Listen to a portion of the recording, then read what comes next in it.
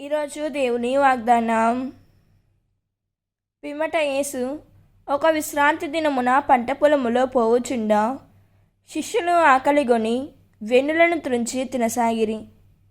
పరిసయ్యులు అది చూచి, ఇదిగో నీ శిష్యులు విశ్రాంతి దినమున నిషేధించబడి నా పని చేయుచున్నారు అని యేసుతో పలికిరి. అందుకు ఆయన వారితో, దావీదు అతనిని అనుచరులు ఆకలిగొనినప్పుడు ఏమి చేసినది మీరు చదవలేదా? దేవుని మందిరంలో ప్రవేశించి అర్చకులు తప్ప తాను కానీ తన అనుచరులు కానీ తినకూడని అచ్చట నుండి నైవేద్యపు రొట్టెలను అతడు అతని అనుచరులు తినిరి కదా. మత్తయి సువార్త 12వ అధ్యాయం 1వ వచనం.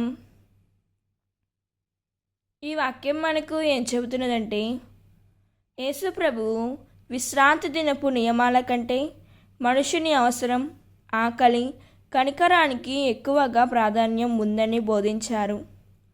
పరిసయ్యులు నియమాలను మాత్రమే చూశారు, కానీ యేసు మనిషి పరిస్థితిని చూశారు.